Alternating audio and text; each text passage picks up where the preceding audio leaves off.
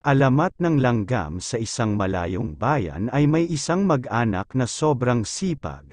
Mula ama hanggang sa ina at mga anak ay makikitang nagtatrabaho na sila pagsikat pa lang ng araw. Marami ang naiinggit sa samahan ng mag-anak dahil lahat ay nagtutulungan. Ang kasipagan ng lahat ng miyembro ang dahilan kung kaya naman kapansin-pansin ang tuwina ay masagana nilang ani. Sa kabila ng masaganang buhay ay hindi kinakitaan ng pagod ang mag-anak, habang gumaganda ang kanilang kabuhayan ay lalo silang sumisipag. Sila ang gayahin ninyo para kayo umunlad, madalas ay payo ng matatanda sa iba.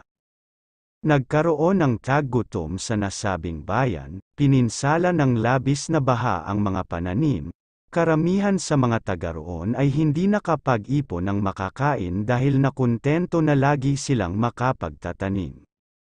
Mabuti na lang at mabuti ang loob ng masisipag na mag-anak, hinati nila sa mga kababayan ang mga pagkaing inipon nila. Walang masama na maging handa tayo sa mga panahong hindi inaasahan. Anang ama ng pamilya. Maging aral sana sa lahat ang pangyayaring ito. Napakayabang mo naman, wika ng isang lalaki na minasama ang narinig. Nakapagbigay ka lang ng kaunti ay ang dami mong sinabi. Wala naman akong intensyong masama, ibig ko lang pare-pareho tayong maging handa sa panahon ng pagsubok.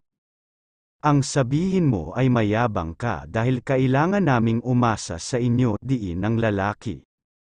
Natigil lamang ang diskusyon ng Mama Giton ang isang matanda.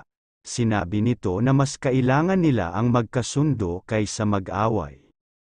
Hindi inakala ng lahat na magbubunga iyon ng trahedya. Nainsulto ang lalaki na dahil makitid ang isip ay binalak gumanti. Isang gabi ay sinunog nito ang bahay ng pamilya na humantong sa kamatayan ng mag-anak.